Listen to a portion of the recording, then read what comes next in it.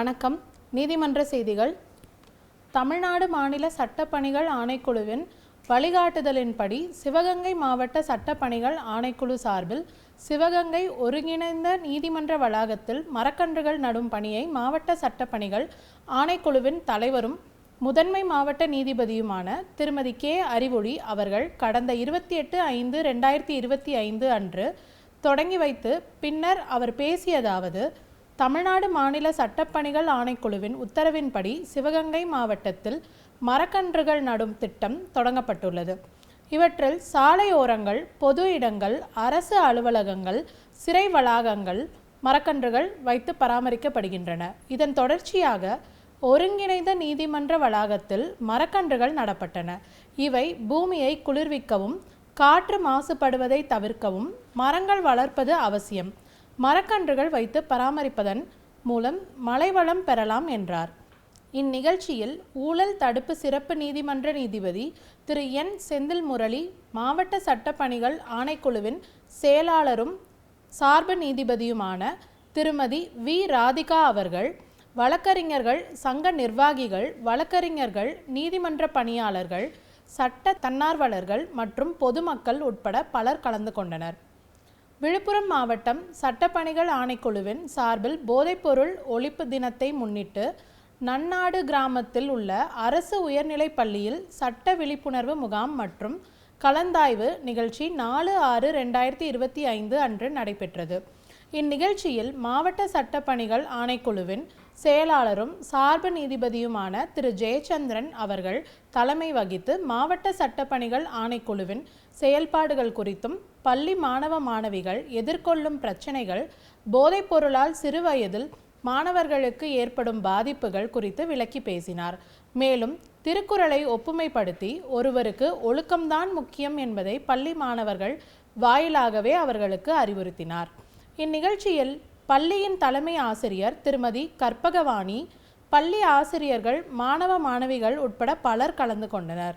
நீலகிரி மாவட்ட சட்டப்பணிகள் ஆணைக்குழுவின் சார்பில் கோத்தகிரி பழங்குடியின கிராமத்தில் சட்ட விழிப்புணர்வு முகாம் நடைபெற்றது.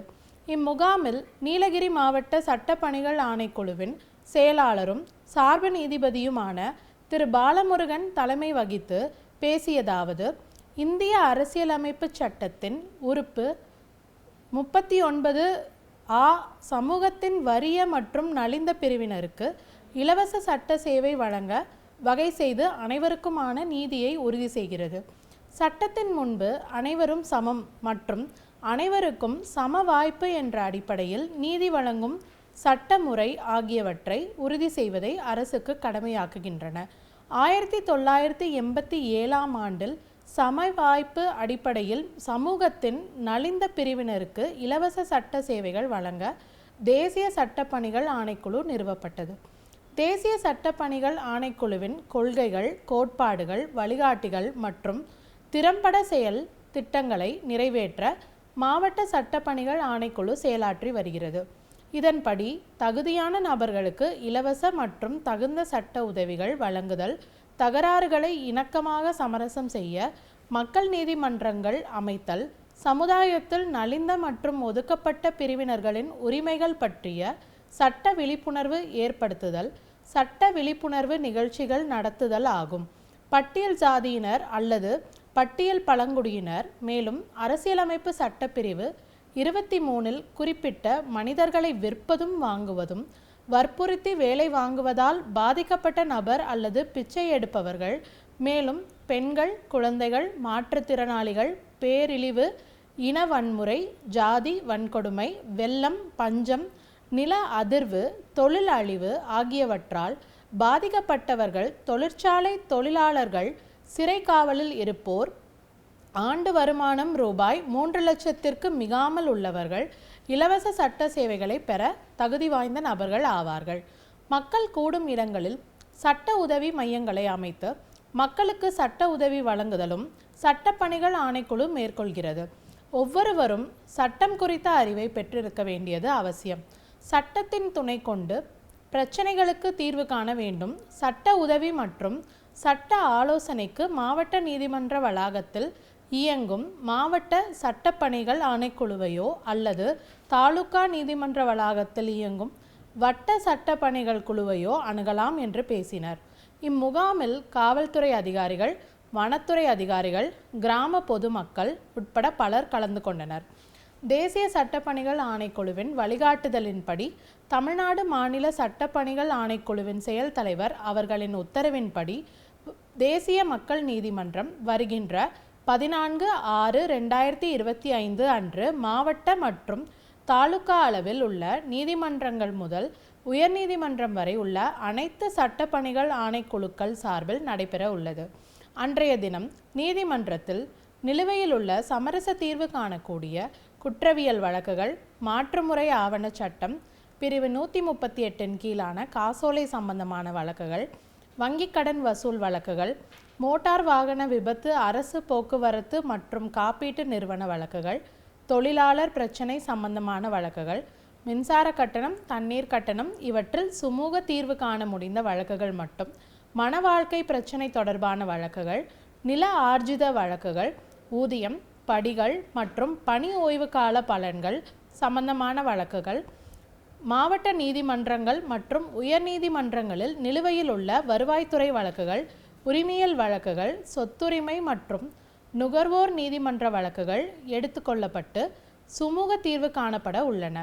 நீதிமன்றத்தில் வழக்காக தாக்கல் செய்யும் முன்னர் சமரசம் செய்து கொள்ளக்கூடிய பிரச்சனைகளான ப்ரீ லிட்டிகேஷன் கேசஸ், காசோலை சம்பந்தமான பிரச்சனைகள், வங்கிக் கடன் வசூல் பிரச்சனைகள், மின்சார கட்டணம், தண்ணீர் கட்டணம் உள்ளிட்ட பிரச்சனைகள் எடுத்துக்கொள்ளப்பட்டு சுமூக தீர்வு காணப்பட உள்ளன. இந்த அமைப்புகளின் மூலம் தீர்த்து வைக்கப்படுகின்ற வழக்குகள் அந்த அமைப்புகளிலேயே முற்று பெற்று விடுகின்றன. உரிமையியல் வழக்குகளில் நீதிமன்றத்தில் ஏற்கனவே செலுத்தப்பட்டுள்ள நீதிமன்ற கட்டணத்தை திரும்ப பெறும் வாய்ப்பும் உள்ளது. வழக்குகளில் தீர்வு கண்டவுடன் அதற்கான தீர்வு நகல் உடனடியாக வழங்கப்படும். மேற்படி தீர்வுகளை எதிர்த்து மேல்முறையீடு என்பது இல்லை. மனம் ஒருமித்து ஏற்படுகின்ற இந்த தீர்வுகளை பொறுத்தவரை இருதரப்பில் எவருக்கும் வெற்றி தோல்வி என்பதில்லை. இத்தீர்வானது ஒரு நீதிமன்றம் பிறப்பிக்கின்ற தீர்ப்பாணைக்கு ஒப்பாகும். மக்கள் நீதிமன்றத்தில் வழக்காளர்களுக்கு செலவின்றி விரைவாக நீதி கிடைக்க வழிவகை செய்யப்படும். நீதிமன்றத்தில் நிலுவையில் இல்லாத பிரச்சனைகளாக இருந்தாலும் அவற்றையும் மக்கள் நீதிமன்றம் வாயிலாக விசாரித்து நிரந்தர தீர்வு காணப்படும்.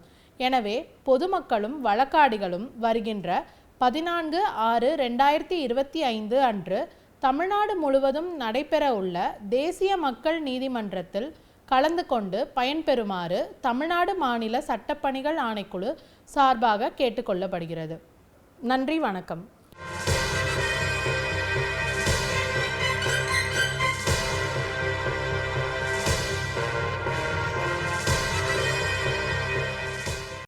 வணக்கம். சட்ட தகவல்கள். இன்றைய சட்ட தகவல் நிகழ்ச்சியில் ஒப்பந்த தொழிலாளர் ஒழுங்குபடுத்துதல் மற்றும் ஒழிப்பு சட்டம் 1970 பற்றி விரிவாக காண்போம். சட்டத்தின் நோக்கம்: தொழிலகங்களில் ஒப்பந்த அடிப்படையில் தொழிலாளர்களை அமர்த்தி அவர்களின் சேவையினை பயன்படுத்துவதில் பல்வேறு முறைகேடுகள் ஏற்படுகின்றன. ஒப்பந்த தொழிலாளர்கள் பணி செய்யும் இடங்களில் அவர்களது பணியினை ஒழுங்குபடுத்தி அவர்களுக்கு சேர வேண்டிய ஊதியங்களையும் பயன்களையும் அவர்கள் சட்டப்படி பெற்றுக்கொள்ள வழிவகைகள் செய்வதை உறுதிப்படுத்தும் நோக்கத்துடனே ஒப்பந்த தொழிலாளர்கள் ஒழிப்பு சட்டம் 1970 இயற்றப்பட்டுள்ளது. சட்டம் அமலாகும் இடங்கள்: இச்சட்டம் 20 அல்லது அதற்கும் அதிகமான தொழிலாளர்களை ஒப்பந்த தொழிலாளர்களாக முந்தின 12 மாத காலத்தில் ஏதாவது ஒரு நாளில் பணிக்கு அமர்த்தி வேலை செய்ய வைத்துள்ள எல்லா நிறுவனங்களுக்கும் தொழிற்சாலைகளுக்கும் அமலாகும்.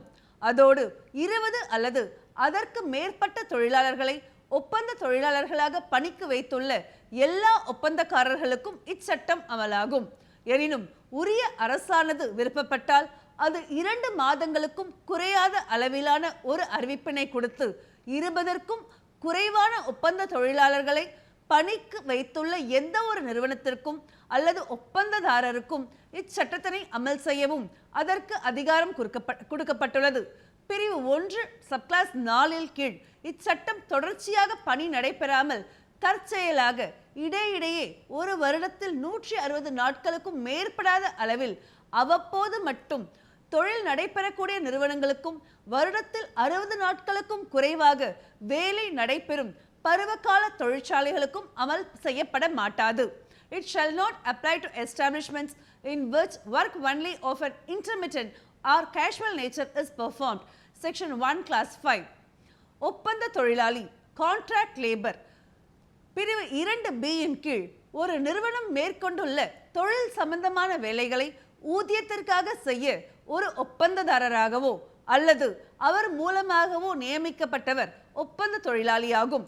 அந்த நிறுவனத்தின் முதன்மை பணியாண்மையருக்கு பிரின்சிபல் எம்ப்ளாயர் தெரிந்து அங்கு பணியமர்த்தப்பட்டாலும் அல்லது அவரது கவனத்திற்கு வராமலேயே ஒரு தொழிலாளி அங்கு பணிக்கு அமர்த்தப்பட்டாலும் கூட அவர் ஒப்பந்த தொழிலாளியே. தொழிலாளி ஒர்க்மேன் என்றால் யார்? ஒரு நிறுவனத்தில் ஊதியத்திற்காக தனித்திறமை வாய்ந்தவராகவோ அல்லது இல்லாதவராகவோ அல்லது பகுதி அளவில் தனித்திறமை உள்ளவராகவோ skilled or semi skilled or unskilled உடல் உழைப்பு செய்கிறவராகவோ கண்காணிப்பாளராகவோ தொழில்நுட்ப பணியாளராகவோ அல்லது எழுத்தர் பணியினை செய்கிறவராகவோ இருக்கிறவர் ஒருவர்தான் தொழிலாளி என கருதப்படுவார். அவரது நியமனம் எழுத்துப்பூர்வமாகவோ அல்லது அவ்வாறு இல்லாமலோ கூட இருக்கலாம். ஆனால் மேலாண்மை பணி அல்லது நிர்வாக பணியினை ஒரு நிறுவனத்தில் முதன்மை பணியாக செய்பவர் தொழிலாளியாக கருதப்பட மாட்டார். ரூபாய் 500க்கும் அதிகமான ஊதியத்தினை பெற்று கண்காணிப்பு பணியினை செய்கிறவர் சூப்பர்வைசர் தொழிலாளி அல்ல. நிறுவனத்திற்கு வெளியே வேலை செய்யும் பொருட்களை செய்தோ அல்லது சுத்தப்படுத்தியோ அல்லது அழகுபடுத்தியோ அல்லது அதனை பயன்படுத்த வசதியாக செம்மைப்படுத்தியோ அதனை தொழிற்சாலைக்கு கொண்டு வந்து தருகிற வெளி வேலையால் அவுட் ஒர்க்கர் தொழிலாளி அல்ல.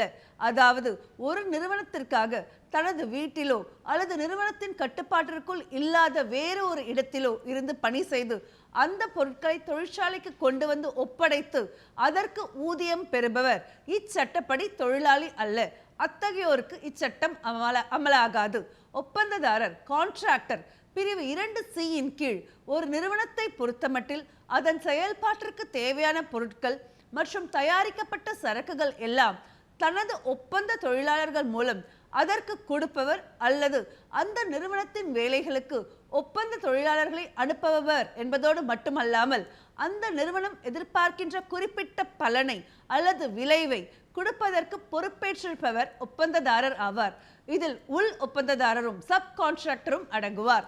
நிறுவனத்தில் ஒப்பந்த தொழிலாளர்களை பணிக்கு வைத்திருப்பது குறித்து பதிவு நடைமுறை registration of establishments employing contract labourer.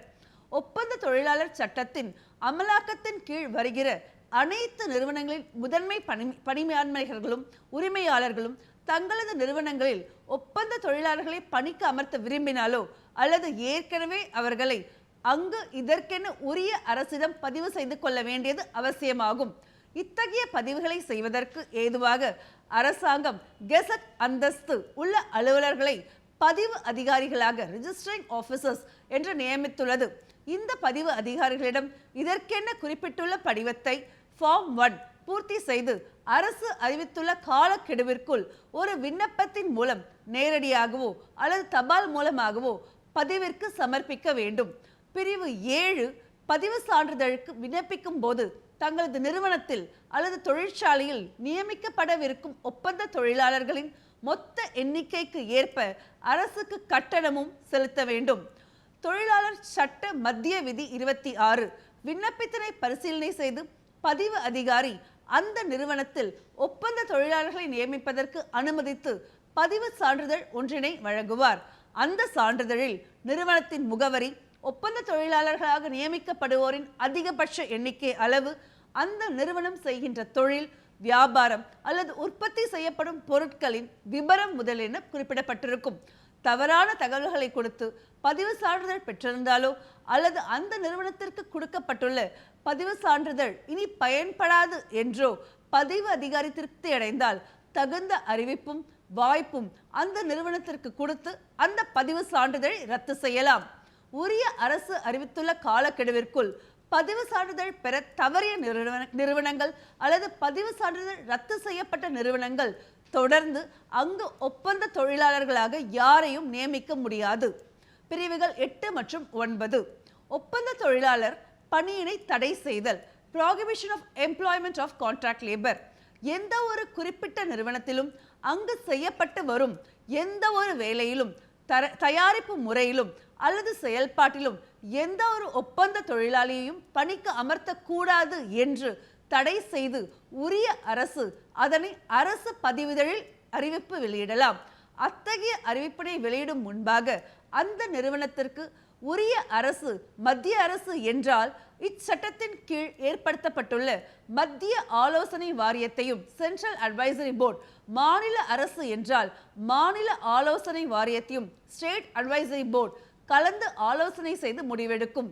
Steel authority of India limited versus union of India all India reported 2006 supreme court 3229 என்ற வழக்கில் ஒரு தொழிலில் அல்லது நிறுவனத்தில் ஒப்பந்த தொழிலாளர் பணியினை தடை செய்ய வேண்டுமா அல்லது அனுமதிக்கலாமா என்பதை முடிவு செய்யும் அதிகாரம் முழுமையாக சம்பந்தப்பட்ட அரசுக்கு தான் உள்ளதே தவிர தொழிலாளர் நீதிமன்றம் அதில் தலையிடவே முடியாது என்று உச்சநீதிமன்றம் திட்டவட்டமாக கூறியுள்ளது.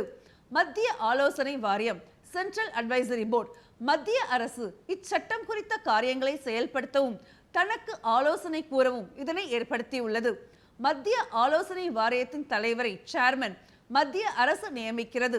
மத்திய அரசின் முதன்மை தொழிலாளர் ஆணையாளர் சீஃப் லேபர் கமிஷனர் சென்ட்ரல் இதில் ஒரு பதவி வழி எக்ஸ் அஃபிஷியோ உறுப்பினராக இருப்பார்.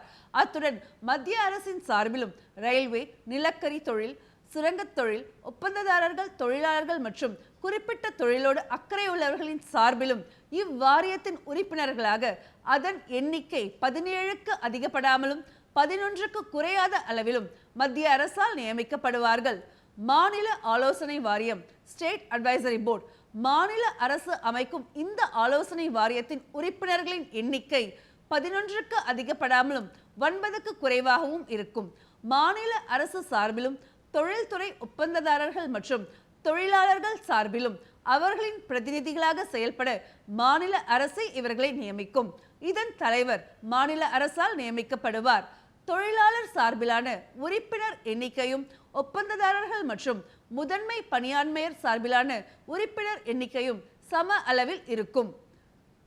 ஒப்பந்ததாரர்களுக்கு உரிமை வழங்கல் லைசன்சிங் ஆஃப் கான்ட்ராக்டர்ஸ். உரிய அரசிடமிருந்து உரிமம் பெறாமல் எந்த ஒரு ஒப்பந்ததாரரும் கான்ட்ராக்டர் எந்த ஒரு நிறுவனத்திலும் யாரையும் ஒப்பந்த தொழிலாளியாக வேலைக்கு வைத்து அவரிடம் வேலை வாங்கக்கூடாது. ஒப்பந்ததாரர்களுக்கு இத்தகைய உரிமம் வழங்கும் காரியத்திற்காக அரசானது உரிமம் வழங்கும் அதிகாரிகளை லைசன்சிங் ஆபீசர்ஸ் தகுந்த இடங்களில் நியமித்துள்ளது. உரிமம் பெறுவதற்குரிய தகுந்த விண்ணப்பம், அதற்குரிய கட்டணம் மற்றும் ஒரு ஒப்பந்த தொழிலாளருக்கு பிணைத்தொகை செக்யூரிட்டி டெபாசிட் அனைத்து ஒப்பந்த தொழிலாளர்களுக்கும் ஒப்பந்ததாரரால் செலுத்தப்பட்டு அனைத்து விவரங்களும் முறைப்படி இருக்குமானால் உரிமம் வழங்கும் அதிகாரி தகுந்த விசாரணை செய்து அந்த ஒப்பந்ததாரருக்கு ஒப்பந்த தொழிலாளர்களை நியமிக்க உரிமம் வழங்கலாம். அந்த உரிமத்தில் ஒப்பந்த தொழிலாளர்களின் வேலை நேரம், விடுமுறை நாட்கள், கொடுக்க வேண்டிய ஊதிய அளவு, கொடுக்கப்பட வேண்டிய வசதிகள், பணி குறித்த கட்டுப்பாடுகள், நிறுவனத்தின் முதன்மை பணியாளரின் பெயர் விவரங்கள் மற்றும் இதர நிபந்தனைகள் அனைத்தும் குறிப்பிட்டிருக்கும். இந்த உரிமம் அதில் குறிப்பிட்டுள்ள 12 மாத காலம் வரை மட்டும்தான் செல்லுபடியாகும்.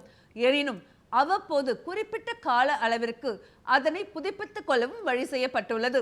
ஒப்பந்த தொழிலாளர்களை நியமிப்பதற்கு நிறுவனங்கள் பெற வேண்டிய பதிவு சான்றிதழ் ரத்து செய்துவிட்டாலோ அதனை எதிர்த்து 30 நாட்களுக்குள் அரசு இதற்கென நியமிக்கும் மேல்முறையீட்டு அதிகாரியிடம் அப்பலட் ஆபீசர் அந்த நிறுவனம் முறையிடலாம். ஒப்பந்ததாரர்கள் பெற்றுள்ள உரிமத்தில் கூறப்பட்டுள்ள அளவிற்கு மேல் கூடுதலாக யாரையும் ஒப்பந்த பணியாளர்களாக எந்த ஒரு நிறுவனத்திலும் நியமிக்க முடியாது. இந்த உரிமம் மற்றவர்களுக்கு மாற்றத்தக்கதல்ல, நான் டிரான்ஸ்ஃபரபிள். ஒப்பந்த தொழிலாளர்களுக்கு 1948ஆம் ஆண்டைய குறைந்தபட்ச ஒப்பந்த தொழிலாளர்கள் ஊதிய சட்டத்தின்படி மினிமம் வேஜஸ் ஆக்ட் கிடைக்க வேண்டிய ஊதியங்களை கண்டிப்பாக வழங்க வேண்டும். ஒப்பந்த தொழிலாளர்களின் நலன்கள் மற்றும் உடல் நலம் welfare and health of contract labourers. ஒப்பந்த தொழிலாளர்களின் எண்ணிக்கை ஒரு நிறுவனத்தில் 100 அல்லது அதற்கும் மேற்பட்டு இருக்குமானால் அங்கு சிற்றுண்டி சாலை கேண்டீன் அமைக்கவும், அங்கு வழங்கப்பட வேண்டிய குறிப்பிட்ட உணவுகள், விலை நிர்ணயங்கள் மற்றும் இதர வசதிகள் குறித்தும் உரிய அரசு ஆணை பிறப்பிக்கலாம். பிரிவு 16. ஒப்பந்த பணியாளர்களை வேலை சம்பந்தமாக இரவில் நிறுவனங்களில் தங்க நேருமானால் அவர்கள் தங்குவதற்கு போதிய வசதிகள், வெளிச்சம் மற்றும் காற்றோட்டமுள்ள ஓய்வு அறைகள், ரெஸ்ட் ரூம்ஸ் அனைத்தும் முறைப்படி அங்கு அமைக்கப்பட்டிருக்க வேண்டும். பிரிவு 17. தொழிலாளர்களுக்கு போதிய சுகாதாரமான குடிநீர், சுத்தமாக பராமரிக்கப்படும் கழிப்பிடங்கள், துணிகளை துவைப்பதற்கான வசதிகள் செய்து கொடுக்க வேண்டும். பிரிவு 18. போதுமான அளவிலானதும் தேவையான மருந்துகள் கொண்டதுமான முதலுதவி பெட்டிகள், ஃபர்ஸ்ட் எய்ட் ஃபெசிலிட்டிஸ் மற்றும் உபகரணங்கள் அனைத்தும் அங்கு தேவைப்படும் வேலை நேரங்களில் கிடைக்க செய்ய வேண்டும். தண்டனைகள்: எந்த ஒரு சட்டத்தின் எந்த ஒரு பகுதியையும் மீறும் எந்த ஒரு நபருக்கும் 3 மாதங்களுக்கும் மேலாக கஸ்டடியிலோ அல்லது ரூபாய் 1000 அபராதமாக அளிக்கப்படும். அல்லது அவர்களின் தண்டனையின் தீவிரத்தை பொறுத்து 2 தண்டனைகளை சேர்த்தபடி கூட அவர்களுக்கு தண்டனையாக கொடுக்கப்படலாம். கூடுதல் அபராதம் வழங்கப்படாத சட்டத்தின் கீழ் நிறுவனத்தில் பணிபுரியும் அந்த நபர் எந்த விதிகளையாவது மீறும் போது பின்னர் அவர்களுக்கு 3 மாத கால சிறை தண்டனை வழங்கப்படலாம். அல்லது 1000 ரூபாய் அபராதம் வழங்கப்படும். அல்லது அவர்களது குற்றத்தை பொறுத்து 2 தண்டனைகளையும் சேர்த்து வழங்கலாம். நேயர்களே, சட்டம் சம்பந்தமான கேள்விகளை அனுப்ப வேண்டிய முகவரி: உறுப்பினர் செயலாளர், தமிழ்நாடு மாநில சட்டப்பணிகள் ஆணைக்குழு, வடக்கு கோட்டை சாலை, மெட்ராஸ் உயர்நீதிமன்ற வளாகம், சென்னை 600104. இந்நிகழ்ச்சிகளை யூடியூபில் பார்க்க டிடி தமிழ் நீதிமன்ற செய்திகள் என்ற பக்கத்தில் பார்க்கலாம். மேலும் சட்ட உதவிக்கு தேசிய சட்டப்பணிகள் ஆணைக்குழு உதவி எண் 1510 என்ற எண்ணை தொடர்பு கொள்ளவும். இத்துடன் சட்ட தகவல்கள் நிறைவடைகிறது. நன்றி, வணக்கம்.